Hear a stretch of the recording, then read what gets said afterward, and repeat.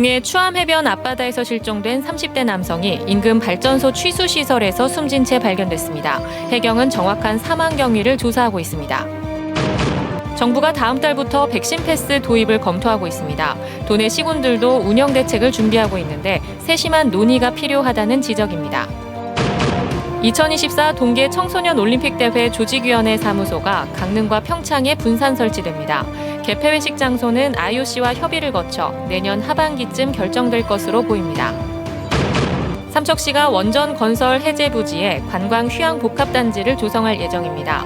그런데 정부가 사업 대상지에 있는 농지를 원상 복구하라고 요구해 차질이 우려됩니다. 안녕하십니까. 뉴스데스크 강원입니다. 강원도 동해시 추암해변 앞바다에서 실종됐던 30대 남자가 발전소 안에 취수관로에 빨려 들어가 숨진 채 발견됐습니다. 사고 해역에는 취수구를 주의하라는 부표가 있었지만 사고를 막지는 못했습니다. 김영호 기자가 보도합니다. 강원도 동해시 추암해변 인근 해상입니다. 지난 월요일 오전 9시쯤 38살 박모 씨는 작사를 들고 잠수해 물고기를 잡겠다며 해루질에 나섰습니다. 하지만 박 씨가 돌아오지 않자 함께 갔던 동료가 해경에 신고했습니다. 실종 장소로 지목됐던 곳은 해안에서 100m가량 떨어진 발전소의 취수구 주변이었습니다. 해양경찰과 소방구조대가 수색을 벌인 결과 사망자가 발견된 곳은 발전소 안의 저수조였습니다. 제 뒤쪽으로 보이는 부표까지 해루질을 갔던 30대 남자가 발전소 취수구에 빨려 들어가 사망하는 변을 당했습니다. 부표에서 조금 떨어진 해저에는 4개의 취수구가 있었는데 관로를 따라 사람이 발전소 내부 시설까지 빨려 들어간 것으로 추정됩니다. 취수구가 있었던 건 맞고요. 미세한 절 같은 게 있었다라고 한번 들었는데 수색 작업 중 촬영된 모습을 보면 취수구의 아래쪽 창살에는 조개류가 붙어 있고 이물질과 함께 바닷물이 빨려 들어갑니다. 유족 측은 이렇게 수압이 강했는데도 사람의 접근을 막을 수 있는 안전장치가 없었던 건 인재라고 주장했습니다. 그 취수관이랑 부표가 한 20-30m 떨어져 있어요. 거기다가 4개나 있는데 그거는 누구도 알 수 없는 표시이고 그 외에 다른 건 아무 표시도 없거든요. 발전소 측은 아직 사고 경위를 파악하고 있다며 별다른 입장을 내놓지 않고 있습니다. 해경은 발전소 관계자와 숨진 남성의 일행 등을 상대로 정확한 사망 원인을 조사하고 있습니다. MBC 뉴스 김영호입니다. 정부가 다음 달부터 단계적 일상 회복을 위한 백신 패스를 도입하겠다고 밝혔습니다. 곧 정부 가이드라인이 나오겠지만 백신 패스를 실제로 적용하는 건 각 지자체의 시장이나 군수인데요. 지자체마다 이 백신 패스 운영 대책은 어떻게 이루어지고 있는지 이하라 기자가 취재했습니다. 강릉 시립도서관입니다. 열람실이 텅 비어 있습니다. 연령쯤에 다 당했어요, 연령대가. 요즘은 몇 명 안 돼요, 연령대. 젊으신 분들만 계십니다.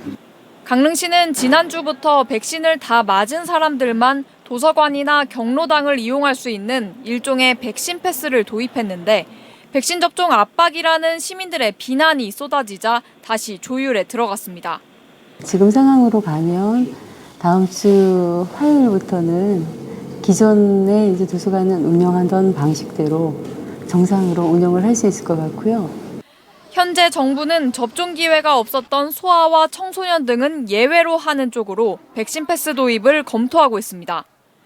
사실상 강릉시가 정부보다 먼저 백신 패스를 선보인 건데 접종을 강요하는 것으로 비칠 수 있다는 지적이 이어지자 한 발 물러선 겁니다.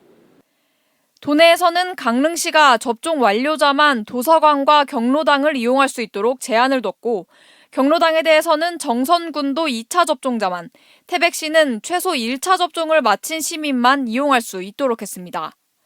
속초시는 백신 접종 완료자에게 시립박물관을 무료로 이용할 수 있게 하면서 백신을 맞은 사람에게 인센티브를 주고 있습니다. 원주와 춘천을 포함한 도내 대부분 지역은 백신과 관련한 제한이나 인센티브 등은 아직 없는 것으로 확인됐습니다. 전문가들은 지자체의 관련 정책 하나하나가 앞으로 도입될 백신 패스의 방향성을 좌우할 수 있다며 미접종자의 권리를 제한하기보다는 완료자에게 더 이익을 주는 방식으로 세심하게 제도를 만들어야 한다고 조언합니다. 못 맞는 사람도 이제는 생기는 거거든요. 1차 접종 후에 이제 많은 심각한 문제가 생기는 경우. 그다음에 개인의 자유의사로 백신을 안 맞는 거에 대해서 국가가 지방자치정부가 너무 과하게 간섭을 해서는 안 된다는 생각. 미접종자들을 불편하게 해서 접종을 유도하는 건 유럽에서 접종률이 오르지 않았을 때 썼던 방식이라면 지금은 다중이용 시설 안전 이용을 위한 수단이 되도록 실효성 있는 백신 패스를 이끌어야 한다는 겁니다. MBC 뉴스 이하라입니다. 강원도에서는 오늘도 6개 시군에서 코로나19 신규 확진자 16명이 발생했습니다. 오후 6시 기준 신규 확진자는 속초에서 4명, 원주 5명, 태백과 춘천, 홍천 2명, 강릉 1명 등입니다. 백신 접종률은 2차까지 도민의 63%가량이 완료했고 80%는 1차 접종만 마쳤습니다. 일주일 전과 비교해 2차까지 접종률은 3%가량 늘었지만 1차 접종률은 비슷한 수준입니다. 강원도 내 누적 확진자 수는 6,833명입니다. 2024 강원 동계 청소년 올림픽 대회 조직위 사무소가 강릉과 평창에 분산 설치되는 것으로 결정됐습니다. 조직위원회와 강원도 등에 따르면 현재 서울에 위치한 조직위 사무소를 내년 평창으로 이전하고 대회 준비가 본격화되고 인력이 늘어나는 2023년부터는 강릉과 평창으로 분리해 운영하기로 했습니다. 그동안 조직위 사무소가 강릉에 설치되는 것으로 알려지면서 평창 주민들의 거센 반발이 일었습니다. 한편 개폐회식 장소는 IOC와의 협의가 필요한 사안이어서 내년 하반기쯤 결정될 전망입니다. 삼척시가 원전 건설 해제 지역에 추진하는 관광 휴양 복합단지, 이른바 에코라이프타운 조성사업 부지에 포함된 농지 면적에 대해 농림부가 우려를 나타내고 있습니다. 편입 농지 면적이 너무 큰 것 아니냐는 건데 삼척시는 수십 년간 개발에서 소외됐던 지역에 사업 추진 필요성을 강조해 설득해 나간다는 입장입니다. 박은지 기자입니다. 삼척시 관광휴양복합단지 이른바 에코라이프타운 조성사업이 추진되는 원전 건설 해제 지역입니다. 한때는 일대 40만여 제곱미터에서 주민들이 농사를 짓던 농지였지만 지금은 모습을 알아보기 힘든 상태로 훼손돼 있습니다. 2009년에 소방방재산업단지 부지로 편입돼 개발 공사가 시작됐다가 원전 예정구역으로 지정되면서 2011년 공사가 중단됐고 꼬박 10년의 세월이 흘렀기 때문입니다. 아무도 뭐 하고 있지. 농사거리도 없지. 이거 막 전수 막 씻다 이제. 그래 식당 조금씩 이렇게 붙이지 우리들가. 삼척시는 원전 건설 해제 지역 379만 제곱미터에 추진하는 에코라이프타운 조성 사업을 위해 정부와 지역개발계획 변경 협의 승인 절차를 진행 중입니다. 그런데 농림축산식품부에서 과거 방재산업단지 부지에 포함된 농지 면적이 지나치게 넓은 것이 아니냐는 우려를 표하면서 사업 추진에 변수가 되고 있습니다. 과도하게 포함됐다면 재조정하고 본래 용도대로 농지 기능을 원상복구해야 한다는 뜻으로 보여 자칫 사업 계획을 다시 수정해야 할 수도 있기 때문입니다. 삼척시는 농림부와 농지에 대한 협의를 진행하고 있다며 이미 광범위하게 훼손돼 농지 기능을 잃은 지 오래됐고 해당 부지가 사업 추진에 꼭 필요한 반면 원상복구에는 막대한 비용이 드는 점 등을 들어 설득에 나서기로 했습니다. 삼척시 예상대로 협의가 잘 마무리된다면 늦어도 내후년 초에는 에코라이프타운 첫 삽을 뜰 수 있을 것으로 내다보고 있습니다. 11월 중에 국토부의 국토정책심의위원회 심의를 거쳐서 최종 변경 승인을 앞두고 있는 상황입니다. 그래서 변경 승인이 되면 향후에 이제 구체적인 사업 구역 지정, 또 관련 부처 협의. 1980년대 이후 원전 지정과 철회가 반복되면서 40년 가까이 각종 개발 사업에서 소외됐던 삼척 원전 해제 부지. 동해안 최대 규모로 추진되는 에코라이프타운 조성 사업이 자칫 토지 활용 문제로 발목 잡히지 않도록 행정력이 필요해 보입니다. MBC 뉴스 박은지입니다. 최근 며칠간 날씨가 많이 쌀쌀해졌는데요. 때마침 저소득층 가구의 난방용 연탄을 나누는 연탄운행이 활동을 재개했습니다. 올해는 코로나19로 상황이 더 어려워진 데다 일부 가구는 정부의 연탄 쿠폰 지원도 받지 못해 도움의 손길이 절실합니다. 이병선 기자입니다. 지게를 걸머진 어깨마다 하나에 3kg이 훌쩍 넘는 새까만 연탄이 실리고 리어카는 힘겨운 언덕을 넘으면서 이웃에게 희망을 전합니다. 원주에 20년째 살고 있는 송춘현 할머니는 8년째 계속된 온정이 고맙기만 합니다. 6장대 하루에.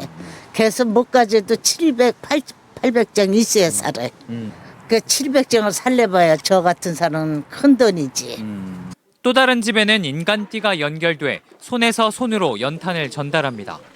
한 사람 한 사람의 정성이 쌓인 자리에는 겨울도 틈타기 어렵습니다.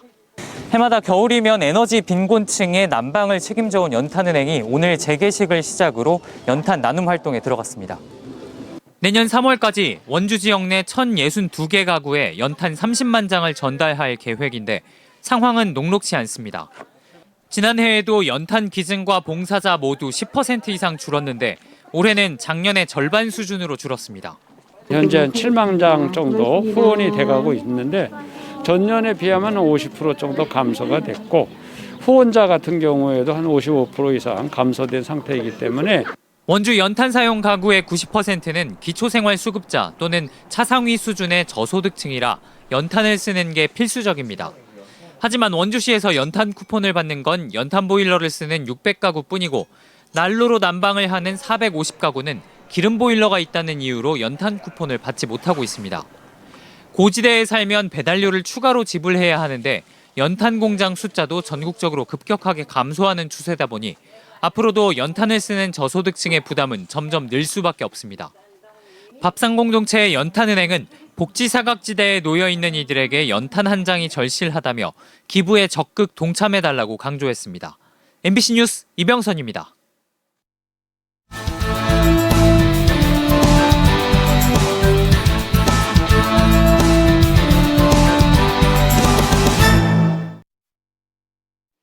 삼척시가 폐광 지역인 도계읍에서 출발해 해안까지 이어지는 폐광 지역 걷는 길, 운탕고도 조성 2단계 사업을 내년 1월 착공합니다.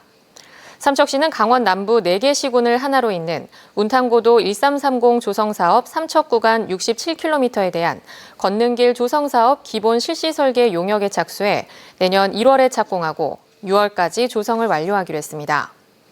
운탕고도 1330 조성 사업은 폐광 지역인 영월 정선 태백 삼척을 잇는 173km 8박 9일 코스의 걷는 길을 정비하게 되며 영월 청령포에서 태백 송이제까지 1단계 사업은 다음 달 준공 예정입니다.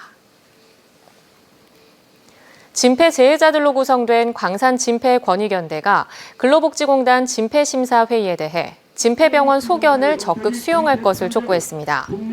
광산 진폐권익연대는 오늘 근로복지공단 태백병원 앞에서 집회를 열고 진폐재해자 40명이 진폐병원 소견에 따라 재해 판정을 신청했지만 진폐심사회의에서는 의증이나 정상으로 판정하는 등 엉터리 판정을 하고 있다고 비판했습니다.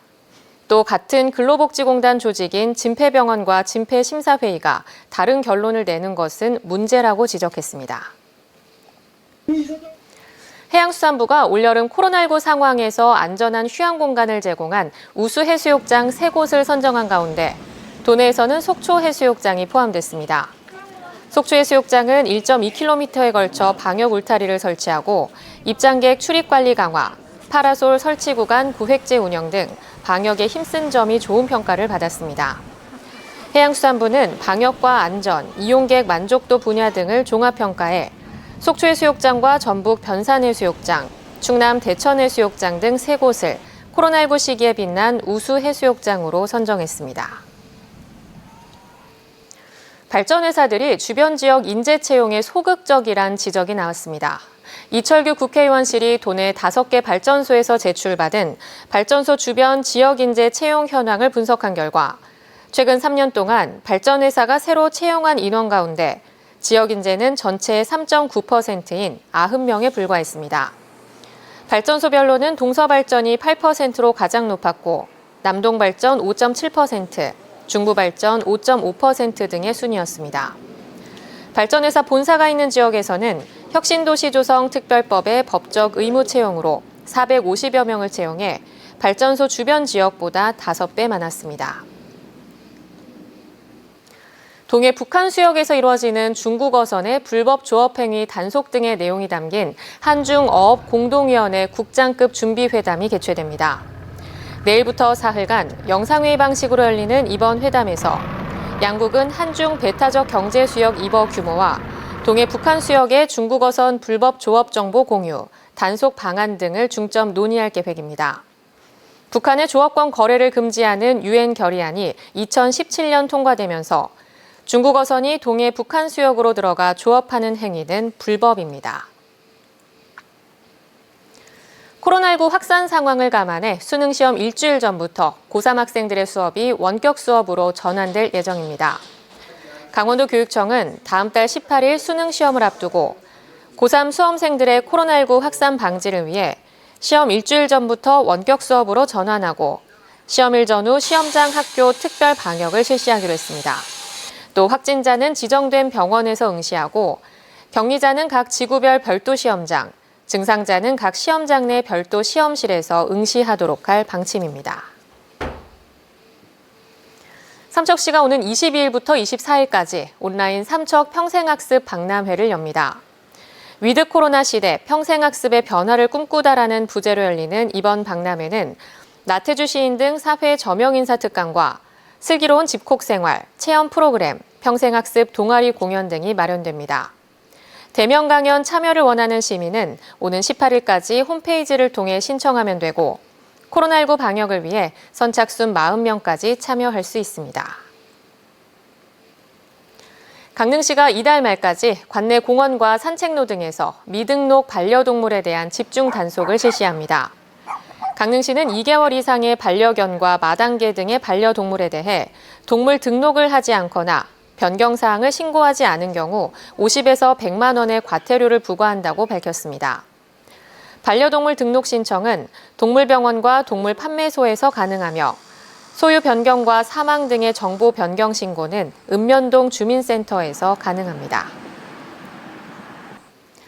가을 행락 차량이 늘어나는 기간, 겨울철을 앞두고 고속도로 보수 개량 공사가 집중돼 교통사고에 주의가 요구됩니다. 강원경찰청 고속도로 순찰대에 따르면 지난해 전국 고속도로 공사 2만 3천여 건 가운데 절반인 1,700여 건이 9월부터 12월에 집중됐습니다. 강원뉴스 마칩니다. 고맙습니다.